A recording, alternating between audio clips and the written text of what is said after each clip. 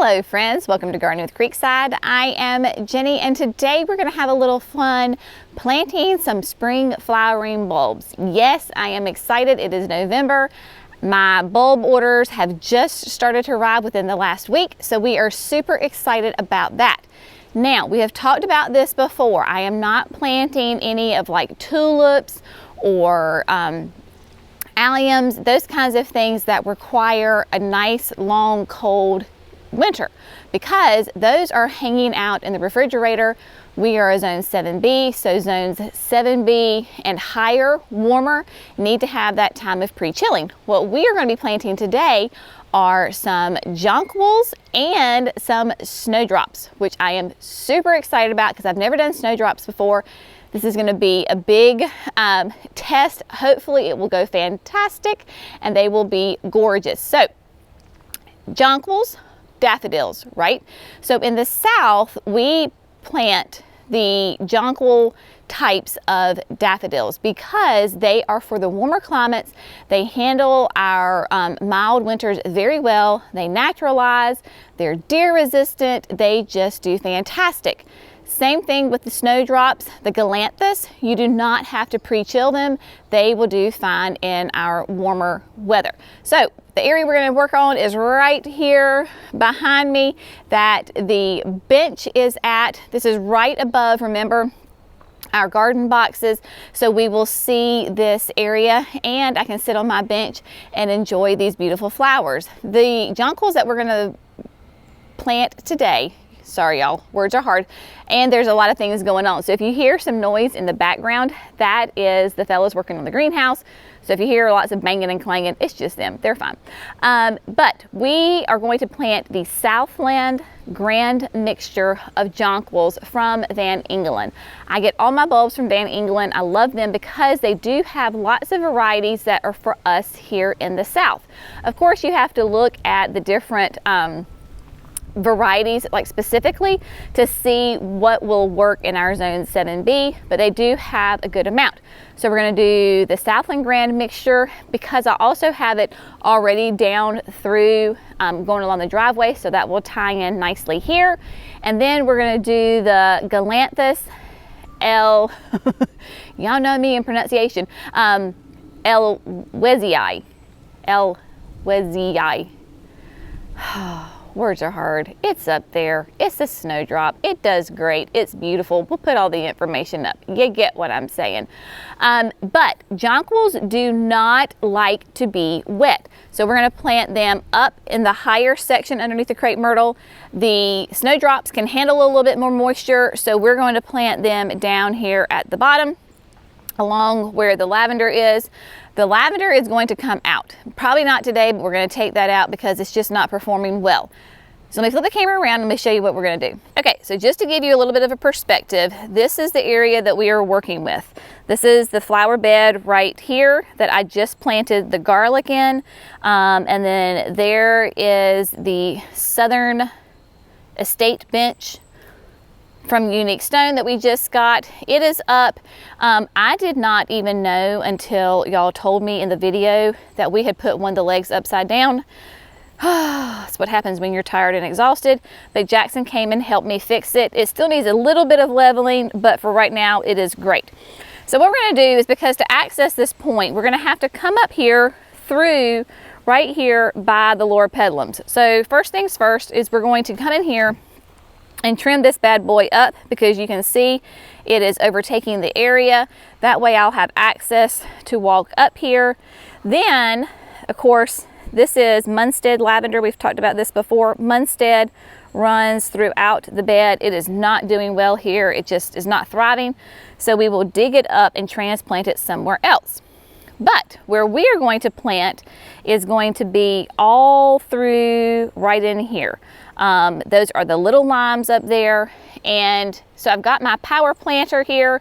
I've got my bulbs. That was the level for the bench. And then we're going to top dress with the land and sea. So first things first, we are going to trim back this loropetalum so that I can walk through here.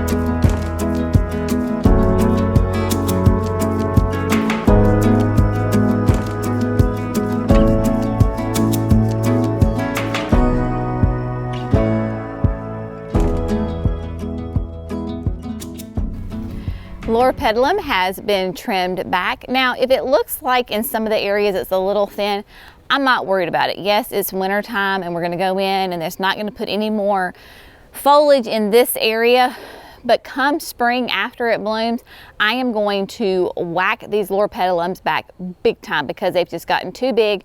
I did not prune them this spring, which I should have. So I will do it this coming spring. I will show you how to do it. Basically, don't worry about a Loropetalum. You cannot trim it back. These things are practically indestructible, especially once they're established. You can take them back to just the base trunk and they will come back on you. So what I did was I just trimmed and then I walked up and down my path a couple of times to make sure that none of the limbs were in the way. Once I knew that I could walk away through it back and forth without getting whacked in the head, then I felt good about it. So what we're going to do now is start planting and figure out where these bulbs are going to go. So if we come up the little path that I just created, what I want to do again is that the jonquils are going to go up on the higher end of this area, kind of over here where starting kind of behind here and then up through. I'll leave me a little area. Maybe even I will go behind the bench and I will plant some up on that ridge just a little bit. I am going to plant them using my power planter auger. We've used this a gazillion times before. Remember, this is the 9-inch auger and it has the great little tip right here on the end that will break through our compact clay. I may run into some roots from the crepe myrtle, but that will take care of it for me. And then I will plant the snowdrops more along kind of the front side, and I'll do them in little groups. So I'm just going to take the auger and start digging some holes.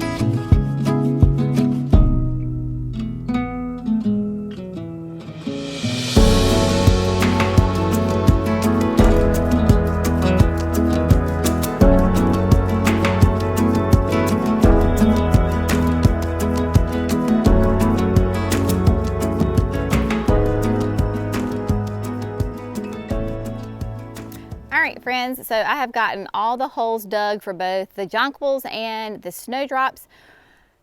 We're gonna go ahead and get them planted. Again, this is gonna be an experiment. I mean, what's not an experiment here at Creekside?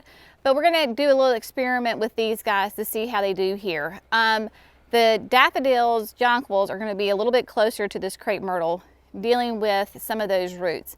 I think they will be fine. Of course, I'll aug those holes and get them nice and loose. I don't think the root competition is gonna be too strong between the jonquils and the crepe myrtle, but we'll see. And then, of course, like I said, the snowdrops are gonna come closer to the edge where the lavender was. My sweet mama came down and is helping me, so we decided to go ahead and move those lavenders. So we dug them up and then moved them over just down the bed a little bit in front of the roses of Sharon that we planted earlier in the season, I don't know, a month or so ago. I will show you those in a little bit, but right now what I'm gonna do is just throw a little bit of biotone in the hole and then start planting these bulbs. The jonquils need to go 6 inches deep and spaced, I wanna say 6 inches apart from each other. Basically, I have 8 or 9 holes. We're gonna make 100 of them fit in there. Probably gonna put them a little bit too close, but hey, whatever. And then the snowdrops only go 2 to 4 inches down because of course they are smaller. I'll put all the specs up on the screen so we make sure that we get it right and the information is correct. So that's what I'm gonna do. I'm just gonna throw some biotone in the hole, put the bulbs in. Of course, the flat side will go down, the pointy side goes up, and then cover them back with soil, and then we will check back with each other here in a minute.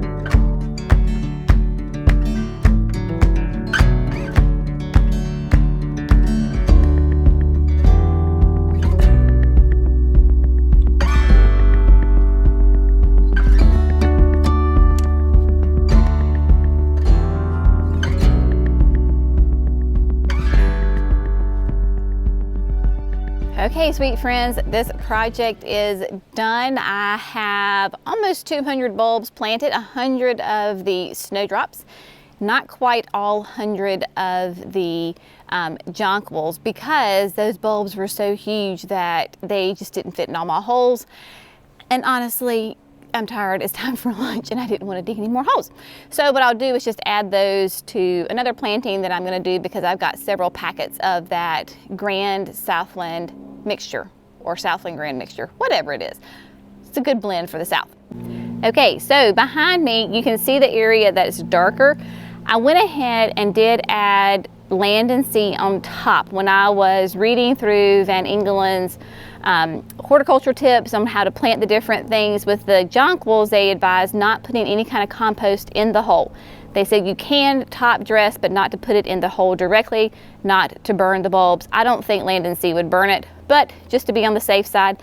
So that is the whole darker mixture right there. And then you can see a little bit behind the crepe myrtle right there that I went ahead, wherever I planted bulbs, I top dressed with land and sea. Yes, we will come back and we will mulch this whole bed, but we're really waiting for the leaves to fall to do that, because we'll come in here and do all the way from this whole section the little limes, the firelights, the Nellie Stevens hollies, all of those will get mulched.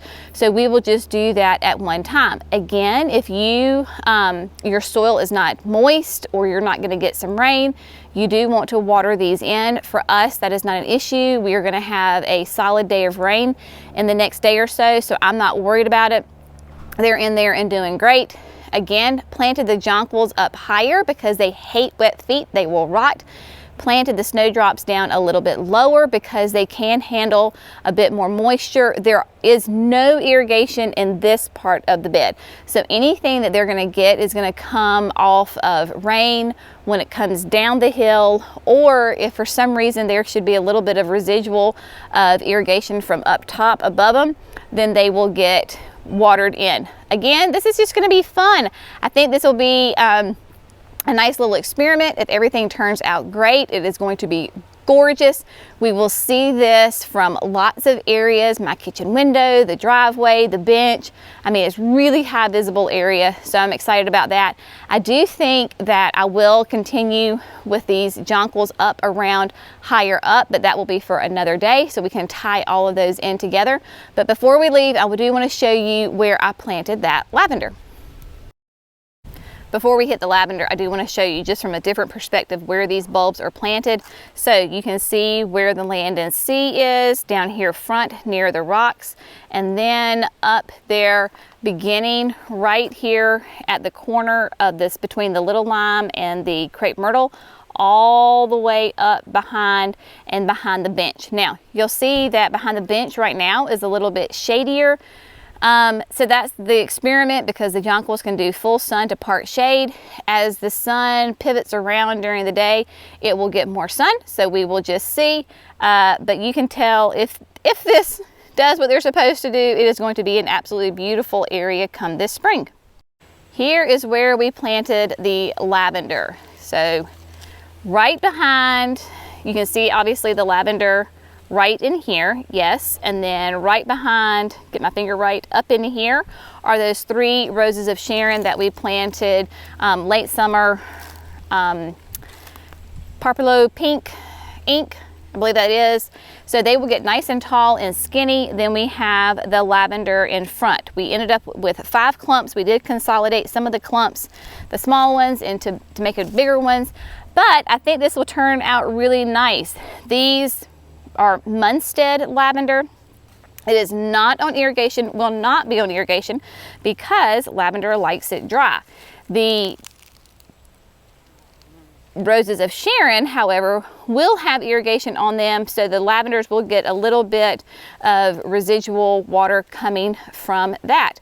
So we have the lavenders, and yes, they look a little sad right now. It's all right, it's November. And then the little limes moving on down, and then that is the crepe myrtle, where we just planted those bulbs. So we are going to wrap it up for today, but as always, thank you so much for gardening with Creekside. Y'all have a fantastic day, and we'll see you in the next video. Bye, friends.